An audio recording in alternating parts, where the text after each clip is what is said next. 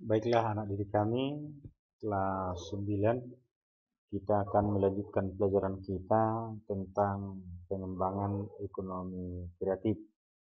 Ini khususnya yang dilakukan oleh Kementerian Perdagangan.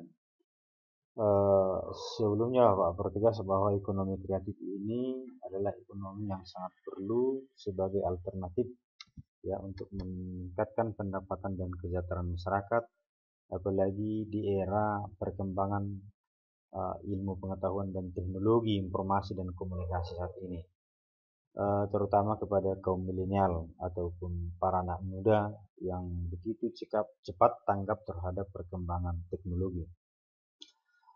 Kementerian Perdagangan membangun ekonomi kreatif ini melalui strategi yang pertama, mengembangkan database, ada data ekonomi kreatif Indonesia yang didukung oleh teknologi informasi.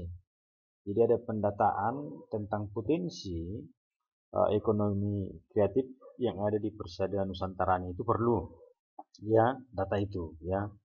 Kemudian meningkatkan penggunaan teknologi melalui program kemitraan ya. Jadi teknologi seperti yang Bapak katakan ini yang menjadi pendorong ataupun pemicu berkembangnya ekonomi kreatif ini.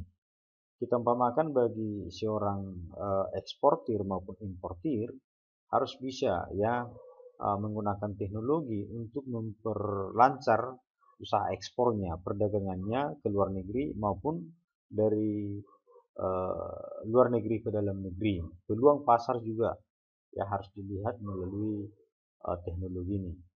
Kemudian Kementerian Perdagangan juga membuat pekan produk kreatif Indonesia ya. Jadi ada wahana ya seperti yang wahana kreatif. Jadi ada pekannya, ada semacam pasarnya gitu ya.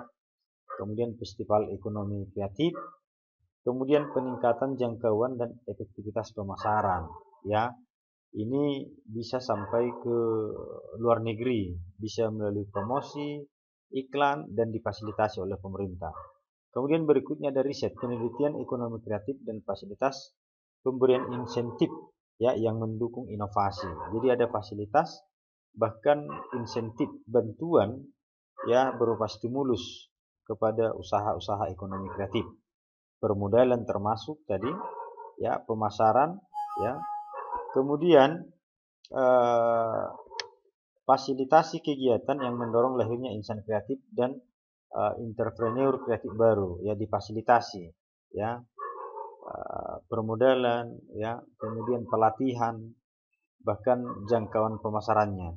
Kemudian penciptaan identitas lokal daerah tingkat kabupaten, provinsi, dan identitas nasional. Jadi ekonomi kreatif ini potensi-potensi yang ada di daerah termasuk kearifan-kearifan lokal yang dikembangkan, dikreasi, diinovasi itu menjadi identitas ataupun ciri. Dan itu harus didaftarkan ke Indonesia namanya hak kekayaan intelektual seperti batik ya, bahkan sampai ke UNESCO ya.